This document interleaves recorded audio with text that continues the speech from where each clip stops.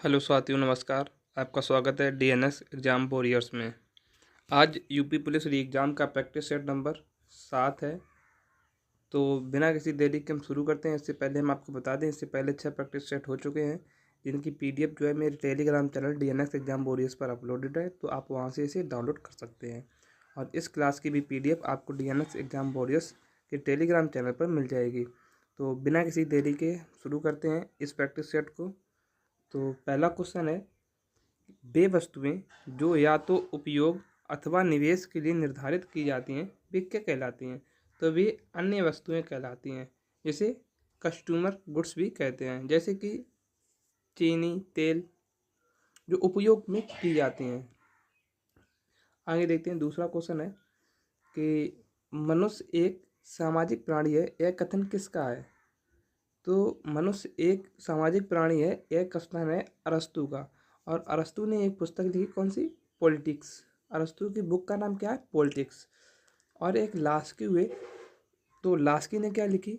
एक grammar of politics. क्या लिखी? एक ग्रामर ऑफ पॉलिटिक्स।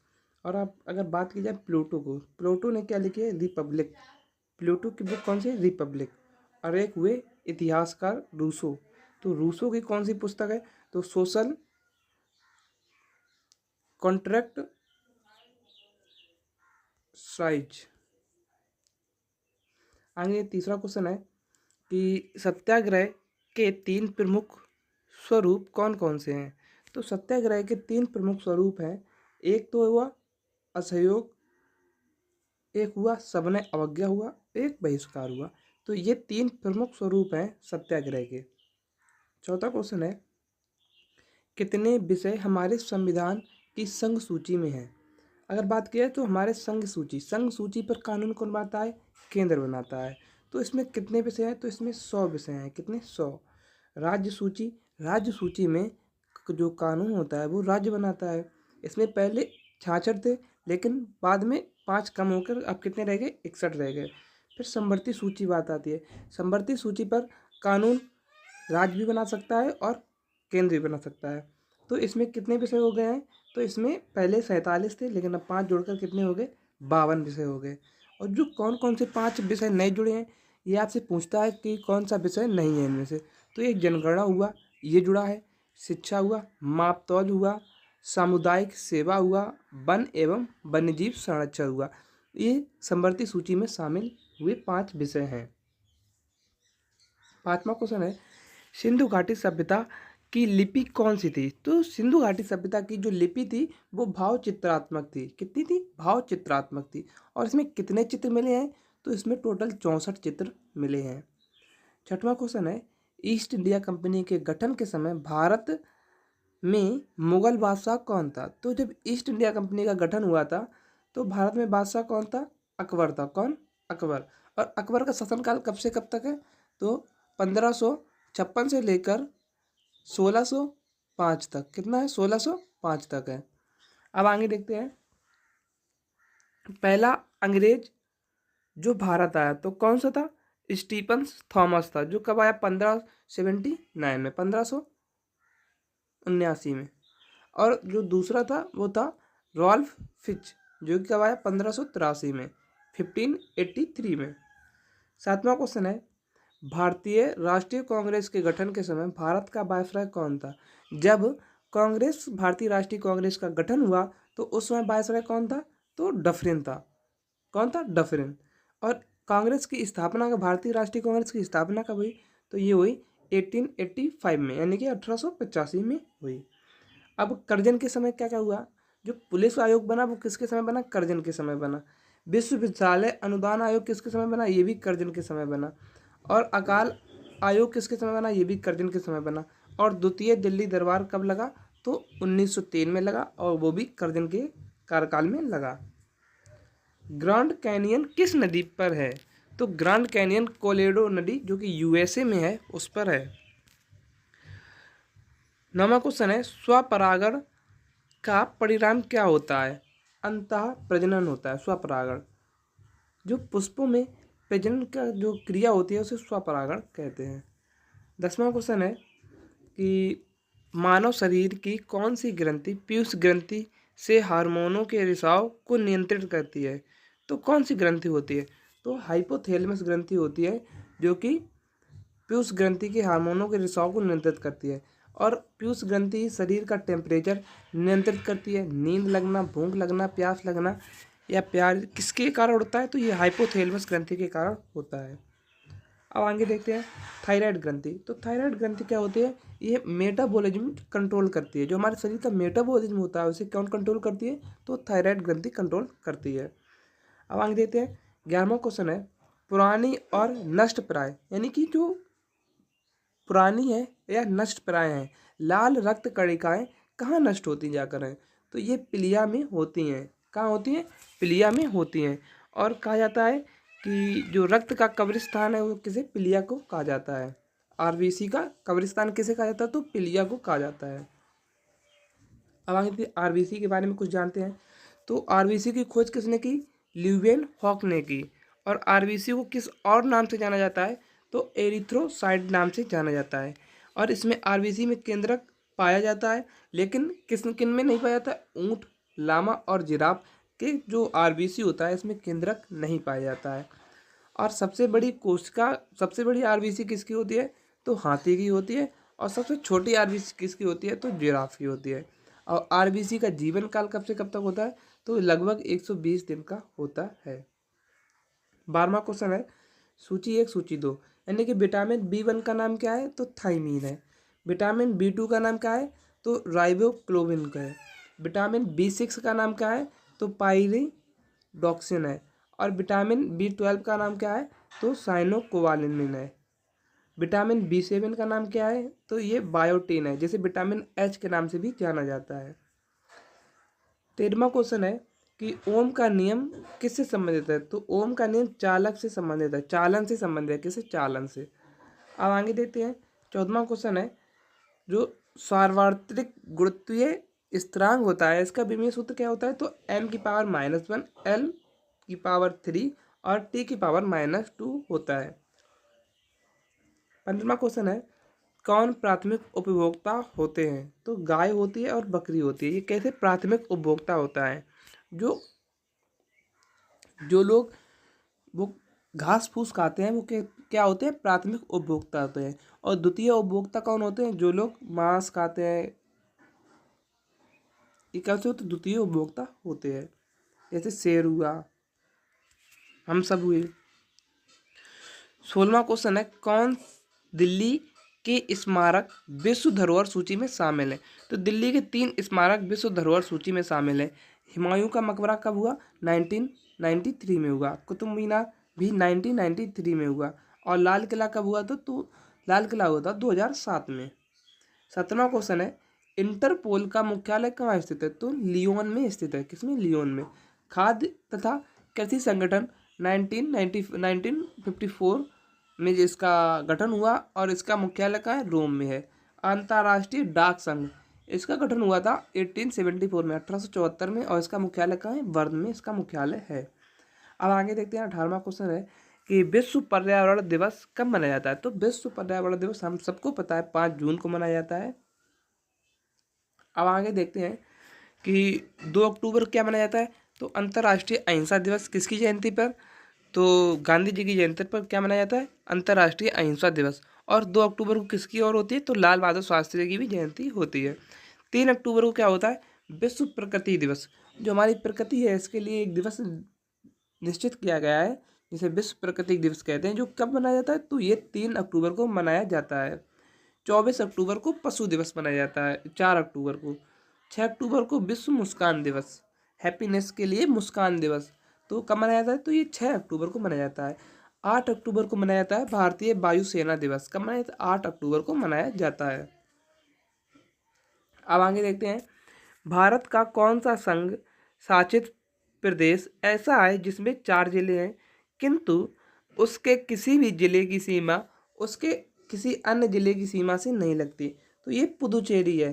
तो पुदुचेरी में 4 जिले हैं। कौन कौन से? यमन, माहे, कराईकल और पुदुचेरी खुद।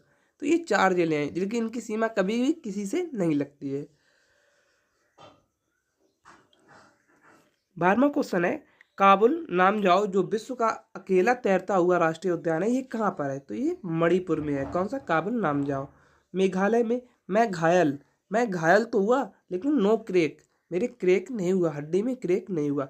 तो मेघालय में कौन सा नो क्रैक कहाँ का है? मेघालय का हुआ नो क्रैक। और बल फकरन, हमारे अंदर अभी भी बल है, नो क्रैक, हमारे अंदर अभी भी बल है। तो बल फकरम और नो क्रैक किसका हुआ? मेघालय का हुआ। असम के आपको याद है काजीरंगा एक सींग के गेंडों के लिए प्रसिद्ध है। मानस, नामेरी, रायमोना और डिब्रू साइखोवा, तो ये किसके हैं? तो ये असम के हैं। मिजोरम का कहा है? फांग फुई, मिजोरम का फांग फुई। 21वां क्वेश्चन है ननकाना, जो ननकाना साहिब जो सिखों का धार्मिक स्थल है, ये कहाँ पर स्थित है? तो ये पाकिस्तान में स्थित है। कुश्ती कहाँ खेली जाती है? तो कुश्ती अगर पूछी जाए तो कुश्ती कहाँ खेली जाती है? ये अखाड़े में खेली जाती है। आगे 23वां क्वेश्चन है कौन अमेरिकी राष्ट्रपति बनने से पहले एक सुप्रसिद्ध फिल्म या टीवी अभिनेता थे? कौन थे? तो रोनाल्ड रीगन थे। कौन? रोनाल्ड रीगन थे। आगे 24वां क्वेश्चन है भारत की 8वीं अनुसूची में शामिल भाषाएं हैं, तो कितनी भाषाएं? टोटल 8वीं अनुसूची में शामिल भाषाएं कितनी है? तो ये टोटल 22 भाषाएं हैं। कितनी? 22। लेकिन मूल संविधान में कितनी भाषाएं थी? तो 14 भाषाएं थीं। तो शुरू करते हैं कौन कौन सी भाषा हैं। एक असमिया हुआ, बांग्ला, गुजराती, हिंदी, कन्नड़, मलयालम, मराठी, उड़िया, पंजाबी, संस्कृत, तमिल, तेलुगु और उर्दू। ये 14 भाषाएं हमारे मूल संविधान में शामिल थी। फिर उसके बाद सिंधी जोड़ी गई, फिर सिंधी के बाद नेपाली, मणिपुरी, कोंकणी जोड़ी गई, फिर उसके बाद बोडो, डोंगरी, मैथाली, संथाली ये जोड़ी गई 92वें संविधान संशोधन में।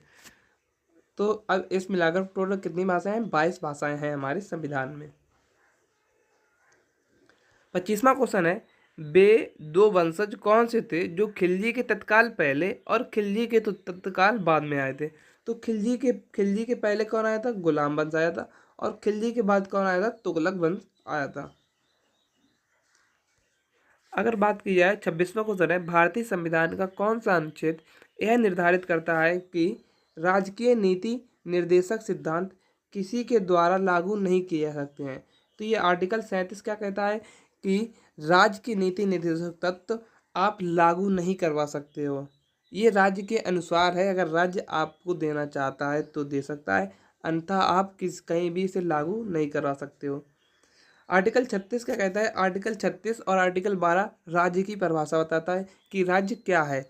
तो राज्य हर चीज़ है, जैसे कि यूनिवर्सिटी हुआ, राज्य में जो चीज़ आता है काम के लिए वो राज्य है, ये परिभाषा बताई गई है। आर्टिकल 39 के काम में क्या है? निःशुल्क विधिक सहायता, जैसे कि कोई गरीब व्यक्ति है उसे कानून की तरफ से लड़ने के लिए कोई सरकार अपना खुद का वकील देती है, तो निःशुल्क विधिक सहायता उसे कहा जाता है। आर्टिकल 40 में क्या है? ग्राम पंचायत। आर्टिकल 44 में क्या है? समान नागरिक संहिता। और समान नागरिक संहिता सबसे पहले कहाँ लागू हुई? तो गोवा में लागू हुई। आर्टिकल 45 क्या कहता है? 0 से 6 बच्चों की शिक्षा। आर्टिकल 48 क्या कहता है? कृषि और पशुपालन। और आर्टिकल 51 कहता है अंतर्राष्ट्रीय शांति। प्रार्थना समाज के संस्थापक कौन थे? तो प्रार्थना कहाँ से निकलती है? हमारे आत्मा से निकलती है। तो प्रार्थना समाज के संस्थापक कौन? आत्माराम पांडुरंग, जो कि 1867 में हुई थी। अगर आपसे बात की जाए दयानंद सरस्वती ने किसने? आर्य समाज की। अब ये बताइए कि हम लोग किसके वंशज कहे जाते हैं? तो आर्य लोगों के वंशज कहे जाते हैं। और हम लोग क्या करते हैं? दया दिखाते हैं। तो आर्य समाज की स्थापना किसने की? दयानंद सरस्वती ने की। स्वामी विवेकानंद 1898 में स्वामी विवेकानंद किसने की? रामकृष्ण मिशन ने। और रामकृष्ण हमारे क्या है? स्वामी, हमारे देवता है। कौन है? स्वामी। तो स्वामी विवेकानंद ने किसकी की? रामकृष्ण मिशन की स्थापना की। और बेलूर मठ की भी। 28वां क्वेश्चन है रूसी क्रांति कब स्टार्ट हुई? तो रूसी क्रांति हुई थी 1917 में, 1917 में। स्वतंत्रता की अमेरिका लड़ाई कब हुई थी? तो 1775 से 1783 के बीच में हुई। ग्लोरियस की क्रांति हुई 1688 में। और फ्रांसीसी क्रांति हुई 1789 में। 29वां क्वेश्चन है कौन सा फसल संयोजन भारत की मिश्रित फसलों में इस्तेमाल नहीं किया जा सकता है। तो चावल और मूंगफली कभी भी एक साथ नहीं हो सकती हैं। अब यहाँ पर ये मिश्रित संयोजन क्या होता है? तो फसलों का मिश्रित संयोजन ये होता है कि जैसे कि आपने मान लीजिए टमाटर किए, टमाटर के साथ उसमें धनिया भी बो दी, तो ये क्या होगी? मिश्रित खेती होगी। आपने चना किए, चना के साथ उसमें राई भी बो दी, तो ये क्या होगी? मिश्रित संयोजन हो गया। अब आगे देखते हैं 30वां क्वेश्चन है देश और कुछ देश की राजधानी। क्योंकि आपके यूपी पुलिस के एग्जाम में एक क्वेश्चन जरूर आएगा राज्य और राजधानियों से। तो आगे देखते हैं देश और राजधानियों से। मिस्र की राजधानी क्या है? काहिरा या कायरा। जिम्बाब्वे की हरारे हुई। कोलंबिया की हुई बोगोटा। और अर्जेंटीना की ब्यूनस आयर्स हुई।